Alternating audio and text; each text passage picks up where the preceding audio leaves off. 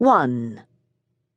Emerging back into sunlight after 5K of trails through old-growth forest, Torin eyed the 45-degree incline up to the top of the bluff and knew she'd been spending too much time in space and too little time paying attention to her training. In spite of having been dirt-side for the last 10 days, she could feel the effect of the run in both legs and lungs.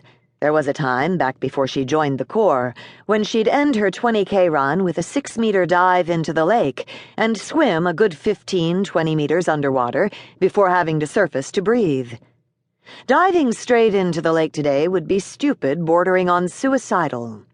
The gravity here on Paradise, Torin's birth world, was 1.14 old Earth norm, while ships and stations both maintained artificial systems at 0.98, a small difference, but telling after a few years. Although, Torin admitted, throwing everything she had left into the last 100 meters, it could be the mileage. The distance between 19 and 36 was one hell of a lot farther than the distance between Paradise and the out-sector station where Chico Company had been based. The top of the bluff hadn't changed. A silver-gray cap of limestone curved out over Lake Soraya, worn smooth by wind and rain. Her older brother Mohan and his friends used to hunt for fossils in these rocks, spiral-shelled creatures from an ancient sea trapped in time.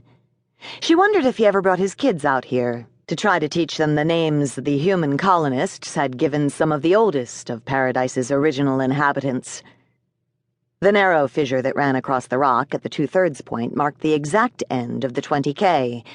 Torin crossed it and stumbled less than gracefully to a stop, the stiffer soles on her trail shoes sliding a little on the rock's smooth surface. Regaining her balance, she walked over to the edge and stared out at the view while she caught her breath. The lake gleamed more green than blue in the sunlight, a little chop whipped up by the morning breeze. It looked cold and, being spring-fed, probably was. Only the hottest of summers made any noticeable difference in the lake's temperature, and if this past summer had been unusually warm, no one had mentioned it to her. A small flock of Barnard's ducks paddled about in one of the quiet coves, and a pair of blue-footed hawks swooped around each other overhead. Strictly speaking, they were neither ducks nor hawks, but the colonists had reused the names they'd brought from home. That familiarity hadn't been quite so necessary on planets settled later, Torin knew, but Paradise had been the first, gifted to old Earth after they'd not only agreed to join, but to protect the Confederation. "Come on out," the elder races had said. "We'll give you advanced technology and brand new planets to live on. We just need you to do one small thing for us. It seems we're in the middle of this war we can't solve diplomatically, and, well, funny thing, we don't actually fight, so we need you to do it for us."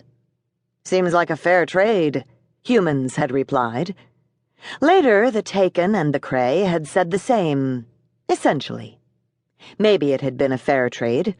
With no idea of what life had been like on old Earth so many years ago, Torin couldn't judge. She'd been a career Marine and a damned good one until she'd discovered that the entire war had been a social experiment by sentient, polynumerous molecular polyhydroxide alkalohides.